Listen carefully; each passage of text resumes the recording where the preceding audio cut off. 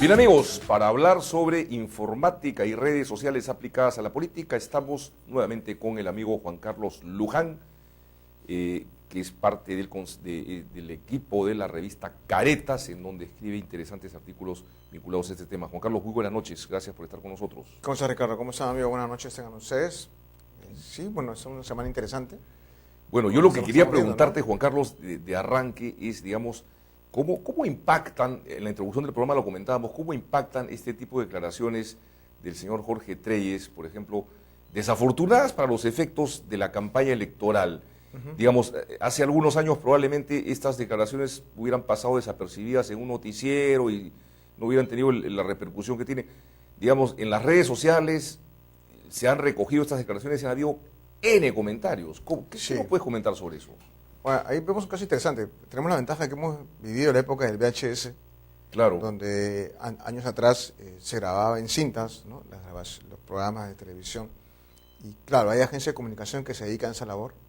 Grababan la cinta y uno podía conseguir una copia del video o iba al canal a conseguir copia del material en esos años. ¿Qué está pasando hoy en día? Hoy en día cualquier persona puede grabar en su casa con un dispositivo que es una capturadora de señal de video que se conecta a la laptop. Conectas el cable a este dispositivo, que es pequeño, o incluso tamaño USB, y puedes grabar cualquier programa de televisión. Así es como los fanáticos graban goles de los partidos de la Liga Europea, que luego los ves en YouTube. Por efecto de la tecnología estamos viendo un nuevo escenario de que cualquier ciudadano puede grabar los bloops, disparates, errores, etcétera, que se presentan en la televisión local. En este caso, pues el error al momento de declarar de ese personaje se grabó, se editó y se soltó en YouTube rápidamente. No habían pasado ni 3 horas que había declarado en el noticiero de la mañana y ya estaba eso en YouTube y comenzó a correr, obviamente con intereses detrás de esto, en las redes sociales, ¿no? En Facebook y sobre todo en Twitter, a tal punto que se hizo, digamos, no técnicamente tema del momento, pero sí fue bastante mencionado. Y la frase está muy empleada, muy utilizada, y es la misma frase que está hoy día en carátula en un diario local, ¿no? En un tabloide. Entonces, el impacto mediático que tiene eso es tremendo. Tanto así que ya creo que hoy día quedó desautorizado como ser este grupo político, ¿no? Siempre ha pasado esto, pero había otra tecnología, no era tan fácil el acceso. Y eso es un ejemplo del empoderamiento que hoy día tiene el ciudadano común y corriente, ¿no? Que si tiene el acceso claro a la tecnología va a poder hacer eso, ¿no? Obviamente un ciudadano en Chumbivilcas o en otro poblado, zona rural, no va a poder hacer esto, ¿no? Pero sí en Lima y en el caso de capitales de departamentos, los ciudadanos hoy en día pueden hacer ese tipo de cosas, ¿no? Compartir, detectar el error y lanzarlo, ¿no? Obviamente lo hacen con cierto interés, porque recordemos que están en campaña electoral. Y no solamente eso, también vemos videos del pasado, que los han comprimido, los han editado, los han puesto en YouTube, afectando a uno u otro candidato, incluso a familiares de su entorno. Todo como que se está recogiendo el pasado, se está digitalizando, llevando al escenario de YouTube para compartir y recordar. O sea, acá digamos, entran en factor estos elementos, ¿no? ¿Quién lo dice? Porque es diferente que lo diga un hombre tan importante como Jorge Treyes a que lo diga, pues, de repente un mando medio del fujimorismo, ¿no? ¿Quién lo dice? ¿Cómo lo dice? ¿Y cuándo lo dice? ¿No? O sea, ¿en qué contexto? ¿No? Si hubiese si hubiese dicho eso en un contexto diferente a una campaña electoral, digamos, en un contexto, hubiera sido muy diferente, digamos, en un contexto de hace un año atrás, en que se debatía o no el valor del informe de la Comisión de la Verdad, y había muchísima gente en el Perú que la cuestionaba y la criticaba, de repente eso más bien hubiera generado algún tipo no sé, de aprobación de ciertos sectores, ¿no? Pero en este momento de la campaña electoral es algo que termina perjudicando a la candidata para los objetivos que busca, de dar una imagen, creo yo, pues, digamos, de respeto a los derechos humanos y qué sé yo. Entonces, desde ese punto de vista, digamos, sí hay un perjuicio. Entonces se tomó la decisión rápida, a mi juicio, y muy hábil, de cortar por lo sano, ¿no? Bueno, sí, ya tiene una capacidad bastante rápida, ¿no? Por ejemplo, hoy día hubo una declaración de Humala en alusión a la línea de Nazca, ¿no? Un error cometió un error al hablar sobre el origen de la línea de Nazca, ¿no? Que hablaba de los incas, Humala. Esa frase se la recogieron y han estado comentando toda la tarde, ¿no? No he constatado si ese segmento del video, porque salió en Canal N, lo han colocado. Pero lo más probable es que ya alguien lo haya puesto para digamos, ser objeto de burla, en fin, cualquier cosa que, por ejemplo, lo que estamos hablando tú y yo en esos momentos, comete un error, ese bloop lo van a colocar en YouTube, ¿no? Claro, Claro, pero nosotros no somos parte de campaña, claro. ¿no? Pero sí, los que están en parte de campaña, sí. Así Se apela a todos recursos. Si antes, por ejemplo, la foto esta de Hugo Chávez bailando con la candidata aparecía como una exclusiva en un medio, hoy en día no, se consigue la foto y se distribuye y aparece en todos los medios. Así Todo el es. mundo la tiene, Claro. porque es más fácil reproducirlo por efecto del uso de la tecnología. Por eso te digo, ahí intervienen los factores de cómo, cuándo y quién, ¿no? Digamos, se pueden retrotraer imágenes de declaraciones que dijo Humala y que de hecho lo han hecho hace algunos años cuando se refiere al caso de Andahuaylas, al caso de Locumba, en fin, los momentos iniciales del nacionalismo, cuando tenían un discurso súper radical que, digamos, se pueden sacar del contexto y de hecho se han sacado y bueno, y eso se lo sacan en cara al candidato, ¿no?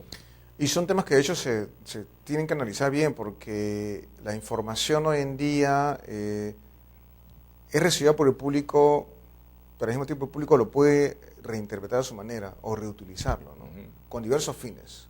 Entonces, y de ahí viene el tema este famoso de la participación ciudadana, periodismo ciudadano, donde un ciudadano capta un hecho con su cámara amateur, lo registra y se lo manda al comercio, a terra.com, y ahí comienza a ganar protagonismo, ¿no?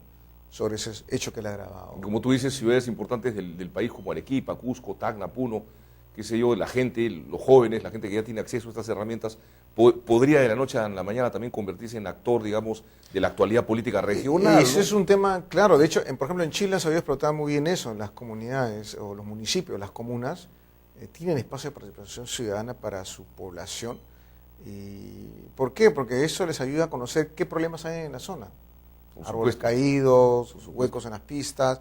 Ya no depende de la carta del lector que te da a conocer el hecho. Ahora cualquier ciudadano toma la foto Imágenes. del buzón sin tapa y lo pone en esa plataforma ciudadana. Y lamentablemente en el caso de Perú no veo ese tipo de iniciativas, que por ejemplo ahí los gobiernos regionales están despreciando una gran oportunidad para... Pero no solamente los gobiernos regionales, ¿no? Los municipios Aprovechemos- también, ¿no? Y la propia ciudadanía, digamos, del interior del país. Y por decirte, pueden haber incluso canales de televisión locales, de repente con una cobertura pequeña, no muy grande, pues, focalizados en una provincia o en un distrito, que tienen noticias interesantes que de repente pueden ser sacadas de ese contexto y enviadas a Lima para tocar un tema de interés nacional, ¿no? Entonces, si hubiese esa iniciativa de los gobiernos regionales, de los municipios y de la ciudadanía propiamente dicha, podría ser recontra útil también, ¿no? No, de hecho que sí, ¿no? Por ejemplo, yo conozco el caso de NAPA, que es un noticiero para niños, se llama No Apto para Adultos, un noticiero que se distribuye a nivel nacional, ¿Ya? pero además tiene un canal en YouTube, donde yo puedo ver lo mismo que la gente ve en el interior del país, y son noticieros focalizados en niños, ¿no? Donde los niños son los protagonistas. Entonces, es una experiencia inédita, tiene financiamiento una ONG holandesa, pero está funcionando, ¿no? Entonces, iniciativas como esas deberían digamos, de apuntalarse, porque son los niños los que finalmente son De acuerdo. protagonistas de esos temas, ¿no? Claro. Y las comunidades campesinas, Claro. las comunidades nativas, ¿tienen ese tipo de participación? Por supuesto, y mira, yo aprovecho acá y lo digo de frente, aprovecho, digamos, si hay ese tipo de iniciativas al interior del país, amigos, en cualquier lugar, que puedan capturar una imagen, un video, una Y información. no es muy costoso, ahora se ¿no? agarran Que un nos la blog, manden para poder nosotros comentarla y no. pero por supuesto, claro. Esa es una buena idea, ¿no? De hecho, que puede ser un blog colectivo, que no cuesta nada, donde la gente puede subir sus fotos, el video lo pueden poner en YouTube, no cuesta nada. Hay que tener, sí, la cámara fotográfica y la filmadora, pero ¿quién no tiene hoy en día, no? De acuerdo. Entonces, y es importante recordar que muchos hechos que hoy día han sido parte de noticias mundiales vienen de teléfonos celulares, ¿no? Así es. Entre ellos, por ejemplo, la presentación de Paul McCartney en Lima, las escenas inéditas las han hecho con equipos móviles, ¿no? Yo creo que hay oportunidades que se están desperdiciando. Si no tienen proyectos para gastar los gobiernos regionales, pues fomenten la participación ciudadana con plataformas web, ¿no? Con un equipo de contenidos que valide la información, con los periodistas de la zona que puedan ayudar en eso y hacer proyectos interesantes, sobre todo de participación ciudadana, porque finalmente esto es parte de la democracia, ¿no? Totalmente de acuerdo. Realmente buen punto el que toca Juan Carlos Luján. Los gobiernos regionales deberían, pues, destinar una parte de sus presupuestos, sobre todo aquellos que tienen canon, a promover la participación ciudadana a través de los instrumentos y las tecnologías de información Exacto. con las que contamos ahora, que serían realmente un gran avance, ¿no? Y no es tampoco, no estamos hablando tampoco de grandes sumas. ¿No? Me hace enseña, Juan Carlos, vamos unos cortecitos y vamos a hablar contigo en la segunda parte de cómo se ha polarizado dentro de la red, dentro de las redes sociales, la campaña electoral. Regresamos, estamos con Juan Carlos Luján.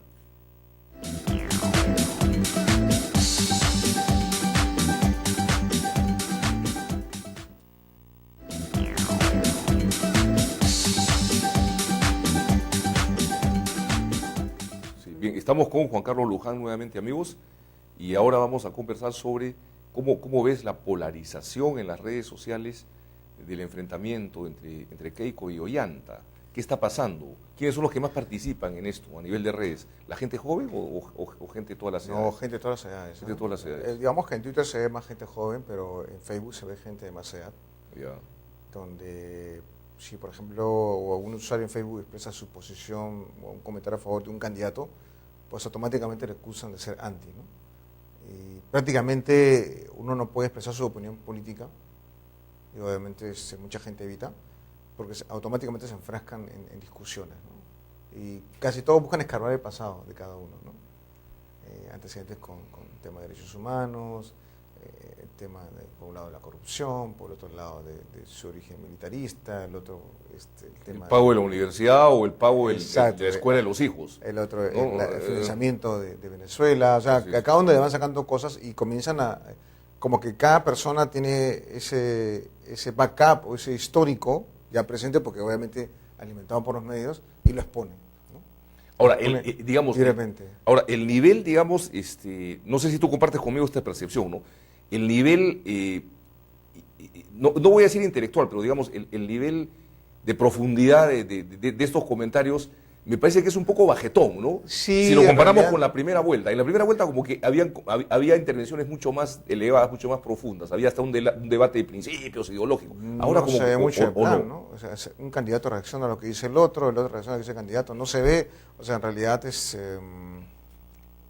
el interés, por ejemplo, de recordarte, bueno, cómo van a hacer con ciencia y tecnología, cómo van a hacer con el tema de las pymes, ok, van a estudiar los jóvenes e institutos, efectivamente, pero bueno, y los que están metidos ahora como emprendedores, ¿qué van a hacer? ¿Qué tipo de iniciativas van a haber? Temas del debate propiamente no se están tocando, se está viendo el día a día en giras y obviamente en responder a las acusaciones de uno u otro, ¿no? De acuerdo. Y buscándose cada uno, bueno, no cada uno, sino digamos, el entorno de cada candidato busca destapar cosas. La propaganda, el otro la golpiza a un periodista, y tú te paras en un kiosco y ves los titulares y te das cuenta de la polarización. Es lo mismo que ves en Facebook también, ¿no? Porque normalmente lo que hace la gente es rebotar lo que sacó un periódico, o video que salió en YouTube, lo que pasó en determinado canal, entonces eso se ve, es visible. Ahora, me da la impresión que más gente hace uso de estas herramientas por el lado de Ollanta que por el lado de Keiko, o es una percepción mía únicamente. Veo a más ollantistas que a fujimoristas en las redes. También, pero percepción. Como claro, como que se ve que hay más presencia en las redes, ¿no? Sí, de gente, obviamente que no son originalmente del grupo de Ollanta, sino que se han integrado, ¿no? Por efectos de la recomposición política a raíz de que solo quedan dos candidatos, ¿no? Entonces, de hecho, que usan más intensamente el tema de redes, pero no por atacar significa que vas a tener mejores posibilidades, ¿no? Pero por supuesto. Ellos, bueno, ahí sí tienen que apostar por otro tipo de estrategia. Creo que la construcción es importante y los vacíos que se escuchan, que se entienden, también es importante. Y por cierto, el Jurado Nacional de Elecciones ayer dio a conocer que había una cuenta en Twitter que era apócrifa. Ha esperado casi 40 días para recién decir que eso ha sido apócrifo, porque esa cuenta se creó el 9 de abril. Y a partir del 9 de abril, 10 de abril, que ya las elecciones, ha estado emitiendo mensajes como si fuera una cuenta oficial. Anunciando conferencias de prensa, presentaciones en vivo, amenazando a algunos blogueros que no pueden publicar encuestas porque está prohibido. Y 6.000 personas, yo he contado, 2.000 personas que seguían esa cuenta han sido engañadas por supuestamente... ¿Qué interés puede haber de ese...? La verdad es que me desconcierta mucho porque el Jurado Nacional de Elecciones, que es miope en esos temas, reacciona 40 días después, cuando debe haberlo hecho mucho antes, ¿no? Se supone que para eso tiene comunicadores, jóvenes de estos tiempos, y que tienen que estar detectando quiénes están usando su nombre.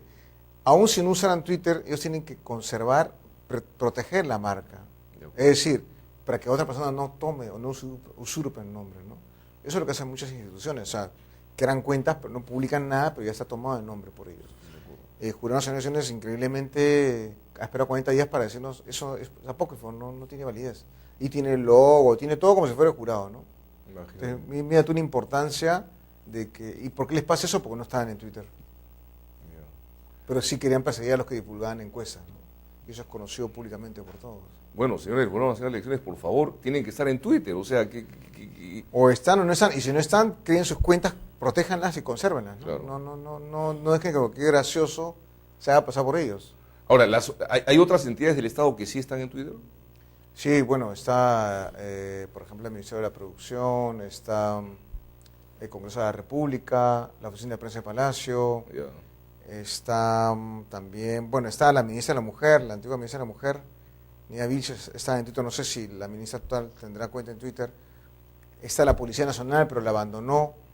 En realidad, de parte del Estado, unos asumen el control, pero luego la abandonan, porque ese es el error también. Muchos creen que es un tema de moda. En realidad no es un tema de moda, es un tema de construir comunidad hacia un nuevo grupo de peruanos que tienen acceso a esa tecnología. Estoy acordando de una entrevista que tuvimos hace algunos meses, en donde comparamos cómo era la página web de la policía del Cuerpo Carabineros de Chile con la nuestra. Y había una gran diferencia. Bueno, la diferencia continúa. Imagínate, ¿no? Y eso que hablamos, invocamos desde este programa, la cantidad de información a la que puede acceder un ciudadano en Chile rapidísimo, en caso de que tenga cualquier problema, comparada con la de la Policía Nacional peruana. Exacto, y además porque es un tema, o sea, tener presencia en Internet no implica solamente un tema técnico o de diseño gráfico, implica también tener una estrategia de comunicación. Si no hay un plan de comunicación, su presencia es un tema de moda. Como tú lo dices, eso forma parte de hacer ciudadanía, ¿no? O sea, y obviamente ayuda a construir ciudadanía con la participación de la gente. Y yo recuerdo que en esa oportunidad hablamos de que justamente les correspondía a las áreas públicas, digamos, de relaciones públicas, de comunicaciones, ¿no es cierto?, establecer estrategias de comunicación. Así ¿no? es. Y en este caso estamos hablando de la policía, del Poder Judicial, de la OMPE, del Jurado Nacional de Elecciones, en fin. Y no hay ninguna entidad pública, creo, en el país, o me equivoco, Juan Carlos, tú dime. Hay algunas que ya están, por ejemplo, la casa de RENIEC, ¿no? Que ya se está interesando en desarrollar todo un plan y una estrategia para tener un buen portal web. Lo conozco porque estoy haciendo consultoría ahí. Pero que interactúe con la ciudadanía, ¿alguno? Apuntan hacia eso, ¿no? Bien. Obviamente, al desarrollar un gran portal web, con ese interés, detrás de eso tiene que haber un equipo de contenidos. Ya no solamente pensar en la nota de prensa, en llamar a periodistas, no, sino implica hacer otro tipo de tareas. Videos, fotografías, empaquetarlos, prepararlos, subirlos, poner los titulares. Es como casi el mismo trabajo en un diario en Internet. Es exactamente el mismo trabajo. Responder, digamos. A la gente, atender, monitorear que están hablando de nosotros. En tal lugar se cerró la atención al público una hora antes de ¿Cuán importante es todo eso, ¿no? Y como tú dices, las regiones, especialmente las que reciben cánones regionales, tienen la capacidad de poder implementar eso en muchos municipios. A propósito, ¿hay algún municipio que lo haga en Lima Metropolitana y el Callao, por ejemplo? Sí, Miraflores, por ejemplo, ¿no? Yeah. Bastante proactivo con sus campañas, incluso usa Facebook. Bueno, la Municipalidad de Lima también está comenzando a trabajar mucho en temas de redes sociales. También San Isidro también se ve bastante intenso. Son, digamos, San Borja también, son, digamos, distritos de clase media donde tienen, no solamente es un tema de recursos, sino gente más preparada, que digamos, o con una autoridad política que tiene esa visión. Porque finalmente todo depende de la voluntad política. Si el presidente o el alcalde no tiene esa visión, nada se va a hacer. ¿No? Eso es un tema de voluntad política. Y lamentablemente, gran parte de la gente que tiene poder en el Estado pues no tiene esa visión todavía de las cosas, ¿no? Dime una cosa, ¿y en las universidades cómo funcionan las comunicaciones internas?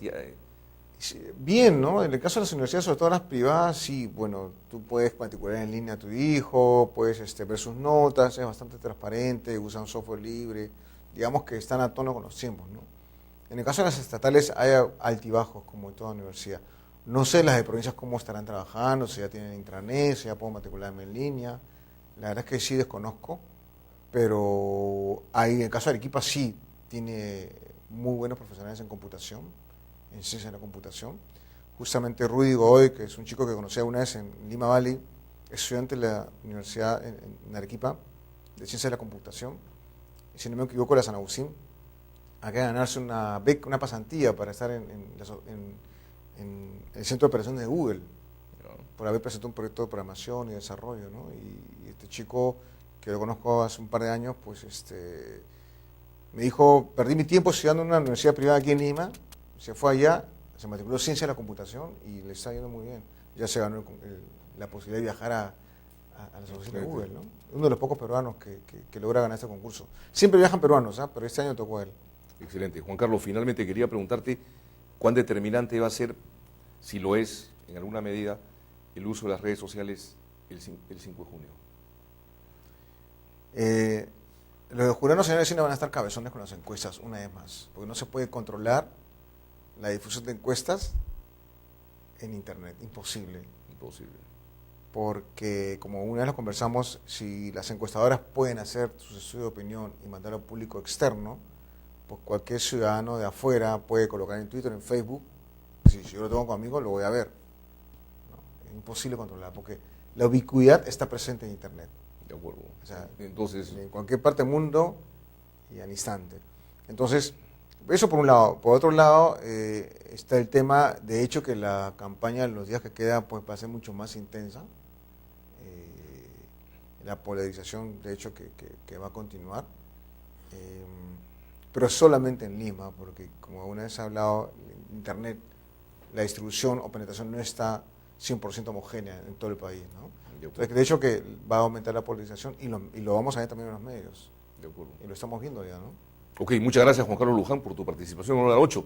Amigos, no se vayan, regresamos con una nota sobre el convenio que hemos establecido entre Hora 8, el doctor Armando Tauro, experto en el tema de las pymes, y la Cámara de Comercio Peruano-Americana. Regresamos.